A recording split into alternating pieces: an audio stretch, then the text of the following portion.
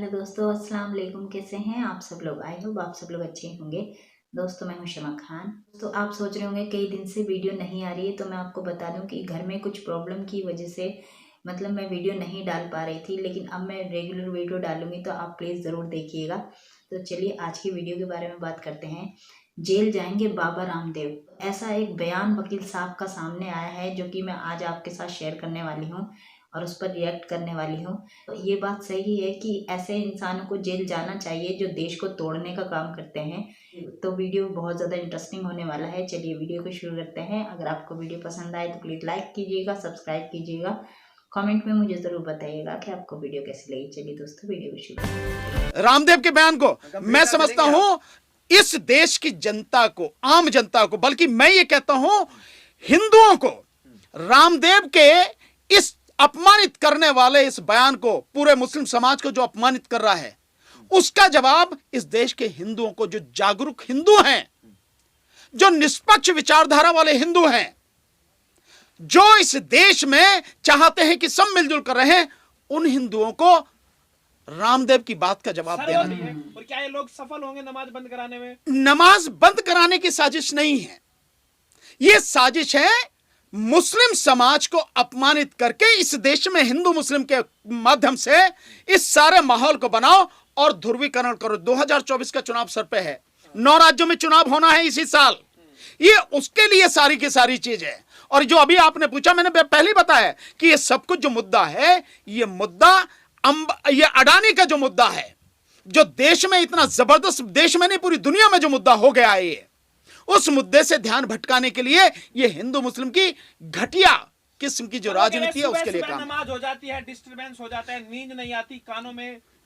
लाला रामदेव से पूछना कि जो सुबह सुबह 6 बजे घंटा बजता मंदिरों में, उससे भी लोगों की नींद खराब होती है। बजता नहीं बजता घंटा? भाई मंदिरों में प्रार्थना होती है कि नहीं होती है? और सुबह 6 बजे होती है। 6 बजे का तो मुझे ध्यान है, क्योंकि मैं जहां रहता हूं उसके चारों तरफ जितने मंदिर हैं, सुबह 6 बजे और रात को करीब 8-9 बजे के लगभग ये लगातार इस तरह से होता है। मैं जानता हूं, आपको डिस्टरबेंस नहीं, मुझे कोई डिस्टर्बेंस नहीं होता, क्योंकि इस देश के संविधान ने सबको अपने धर्म को मानने की और उसका प्रचार प्रसार करने की और अपने तरीके से उसकी उपासना करने की स्वतंत्रता दी है। मुझे कोई रामदेव के बयान की निंदा करते हैं आप? नहीं, न केवल निंदा करते हैं, बहुत कठोर शब्दों में निंदा करता हूं, और बल्कि मैं आपके माध्यम से चेतावनी भी देता हूं कि लाला रामदेव, बाज आ भाई। इस तरह की जो बकवास करता है, एक पूरे समाज को जो अपमानित करने की कोशिश करता है, ये भगवा जो पहन रखा तूने, चोला जो पहन रखा सन्यासी का, इसे उतार के फेंक पहले। साधारण आदमी की तरह बात करता है, जो सारी चीजें, तभी ये जो चीजें कर रहा है, पहले इस बदनाम क्यों कर रहा है इस भगवे को? ये रामदेव भी लपेटे में आवेगा। ये रुचि सोया और जो भी मतलब देशभक्ति के नाम पर, हिंदू मुस्लिम के नाम पर जिस तरह से इसने दुकान चला रखी है, अगला नंबर इसका भी होगा। हिंदुत्व का प्रचार तो कर रहे हैं, इसीलिए तो हिंदुत्व का प्रचार करने की क्या जरूरत है? इस देश में हर जगह हिंदू ही हिंदू तो है, बस सारी संस्थाओं पर हिंदुओं का कब्जा है।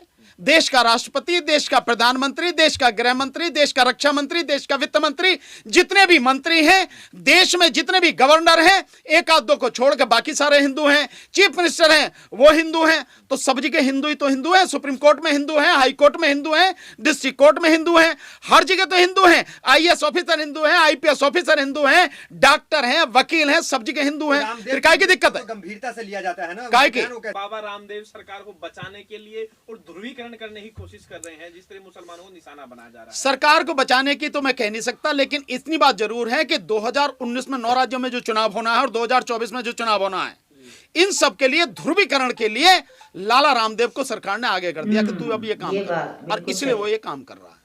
और इस मुद्दे से ध्यान भटके अडानी वाले से इसलिए काम कर रहा है। क्या सर आपको लग रहा है, क्योंकि जो ध्रुवीकरण जिस तरीके से होता है उससे विपक्ष को नुकसान होता है, बीजेपी को फायदा होता है, और उसकी कोई काट नहीं है सर अभी तक विपक्ष के पास?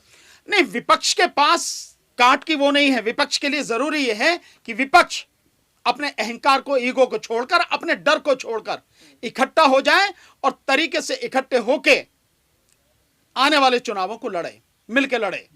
ये उसके लिए बहुत जरूरी है, और ये करिए। और साथ में विपक्ष को एक और काम करना चाहिए जिससे वो इस चुनाव को जीत सके कि ईवीएम के विषय में विपक्ष इकट्ठा होकर आवाज उठाए, लड़े, ईवीएम के लिए लड़े, क्योंकि जब तक ईवीएम नहीं हटेगी बीजेपी को नहीं हटा सकेंगे। हिंदुत्व तो हर बार हावी हो जाता है, ईवीएम और तमाम मुद्दे धरे धरे रहते हैं। हिंदुत्व हावी नहीं होता, प्रचार में हिंदुत्व होता है बस।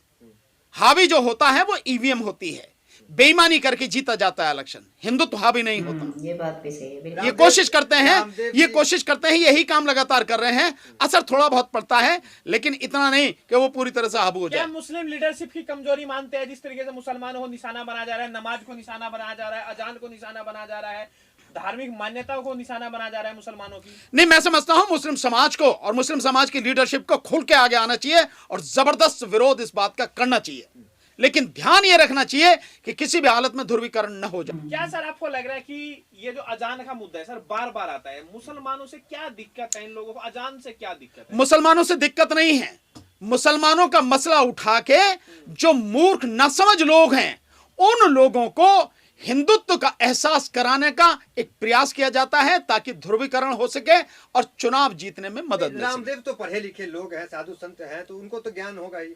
अरे साधु नहीं है, स्वादु है, स्वादु।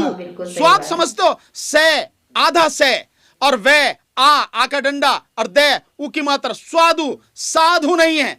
साधु अगर कोई होगा तो ऐसी बात कभी करेगा नहीं, सन्यासी होगा तो ऐसी बात करेगा नहीं। ये उस साधु के भेष में, सन्यासी के चोले में ये देश को बांटने की कोशिश करते हैं, देश में दंगा कराने का प्रयास करते हैं। क्या कोई कार्रवाई सर होगी? क्योंकि बयान हाँ बिल्कुल हो जाएगी। अगर कोई बढ़िया सरकार आ जाए निश्चित रूप से कार्रवाई हो जाएगी। इस सरकार में तो नहीं हो सकती, कोर्ट नहीं जाएंगे लोग, बीजेपी की सरकार में तो नहीं हो सकती। नहीं मिलेगा क्या? नहीं, कोर्ट से क्या मिला है यार अब तक, मुझे बताओ ना। अभी आप बार बार कोर्ट की बात करते हो, कोर्ट से क्या मिला है? नहीं, आप भी वकील हैं भाई, मुझे तो नहीं लगता कहीं कोर्ट से कुछ मिला है। कोर्ट से क्या मिला है? अगर कोर्ट ही वाकई में इतनी संवेदनशील होती तो ऐसे मसले हो ही नहीं सकते थे। कोर्ट चाहे तो बहुत कुछ कर सकते हैं। लोगों की जुबान बंद नहीं हो सकती है। इसकी रामदेव जैसे लोगों की जुबान बंद नहीं हो सकती कोर्ट से। नहीं, बिल्कुल हो सकती है अगर कोर्ट चाहे तो। क्यों नहीं हो सकती? अगर कोर्ट चाहे तो इसमें कोर्ट में कोई आम आदमी जाए या मैं जाऊं या कोई जाए, उसके जाने की क्या जरूरत है? जो तुम्हें सुनाई दे रहा है, जो मुझे सुनाई दे रहा है, जो पूरी दुनिया में सब कुछ गूंज रहा है, जो भाषा बोली जा रही है, वो कोर्ट को भी तो सुनाई दे रही होगी।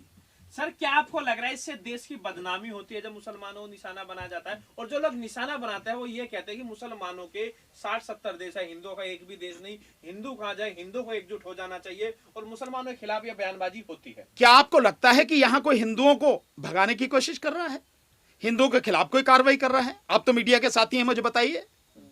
यहाँ इस देश में सब कुछ हिंदुओं के हाथ में है, तो क्या मतलब कोई ऐसी कोशिश हो रही है? कहीं दूर दूर तक भी ऐसा नहीं है। और हिंदू राष्ट्र कैसे नहीं है? जो बराबर में नेपाल है वो भी तो हिंदू राष्ट्र है। नहीं, अब तो उसने अपना हटा लिया है। चलिए हटा लिया, अच्छी बात है, पर इसकी जरूरत क्या है?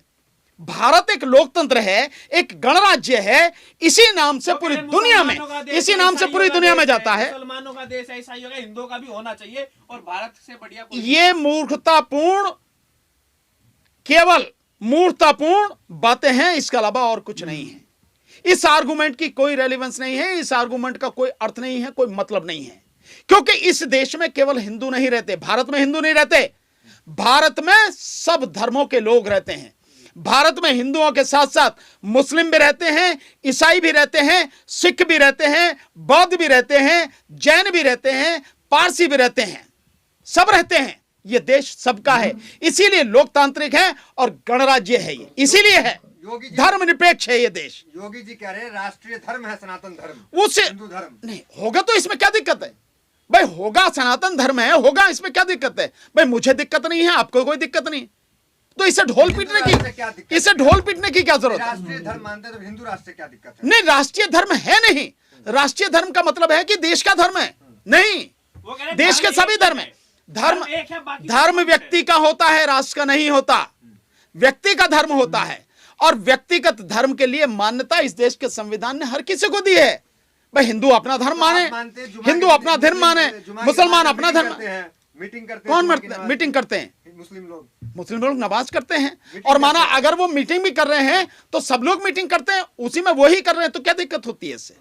मतलब आतंकवाद बढ़ाते हैं, मुसलमान आतंकवाद बढ़ाते हैं। ये जितने भी इस देश का पैसा लूट के गए हैं, जितने भी, मुझे नहीं मालूम कि उसमें कोई मुसलमान भी है, जितने भी इस देश का पैसा लूट के गए हैं, आप देखो ना ऊपर से नीचे तक। तो फिर टारगेट क्यों किया जा रहा है? टारगेट किया जाता है, राजनीति है, बीजेपी की, आरएसएस की राजनीति, उसके बिना राजनीति नहीं है, राजनीतिक मुद्दा ही नहीं है उनके पास में, इसके अलावा हिंदू मुस्लिम के अलावा। को लेकर के भी कड़ी टिप्पणी की है रामदेव ने कि मुस्लिम युवा जो है हिंदू बेटियों को फंसाते हैं, मतलब जिहाद करते हैं। फंसाते में तो दामाद बना लेते हो तुम लोग, बहनी ऊपर से नीचे तक देखो आप।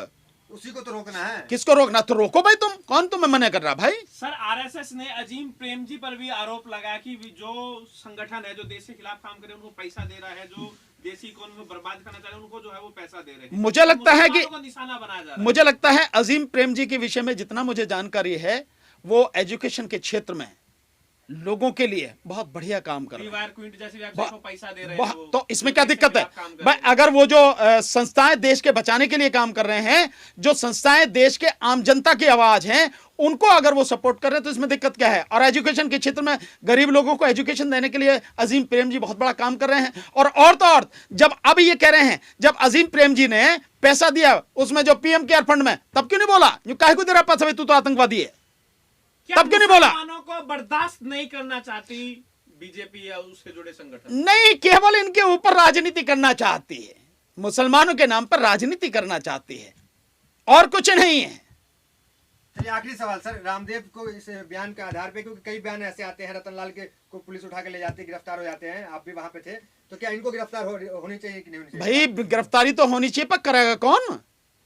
सैया भाई कोतवाल तो फिर डर गाएगा भाई, जो प्रधानमंत्री ही जिसको बचा रहे हो, और प्रधानमंत्री ही इन सारी चीजों को जो है बचाने में लगे हैं लगातार, उन्हीं की सरकार है, वही सब कुछ, पुलिस उनके हाथ में, फौज उनके हाथ में, सब कुछ उनके हाथ में, तो आप समझ रहे हो इनके खिलाफ कार्रवाई होगी?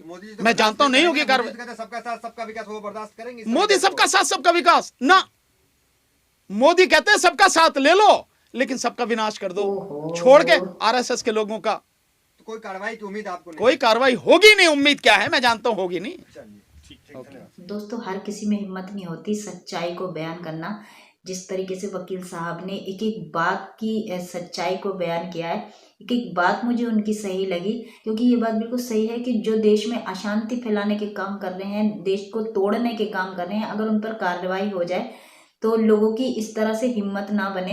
लेकिन ऐसा बिल्कुल भी नहीं होगा, क्योंकि सरकार खुद ही नहीं चाहती है कि ऐसे लोगों को सज़ा दी जाए, क्योंकि ये राजनीति है। जैसा कि वकील साहब ने कहा, ये राजनीति है और उसमें आम जनता सबसे ज़्यादा पिसती है, जो कि सबसे ज़्यादा नुकसान आम जनता का ही होता है। और एक बात और सही कही वकील साहब ने कि जो मज़हब है, चाहे हम हिंदू हो, मुसलमान हो, सिख हो, ईसाई हो, तो उसको शो ऑफ करने की ज़रूरत क्या है? सब एक दूसरे के मज़हब को जानते हैं और एक दूसरे की इज्जत करते हैं। आई होप आपको भी ये वीडियो पसंद आया होगा। अगर आपको वीडियो पसंद आई हो तो प्लीज़ लाइक कीजिएगा, सब्सक्राइब कीजिएगा, कमेंट में मुझे ज़रूर बताइएगा कि आपको वीडियो कैसी लगी। चलिए दोस्तों, मिलते हैं अगले वीडियो में, तब तक अपना ख्याल रखिएगा। अल्लाह हाफिज़।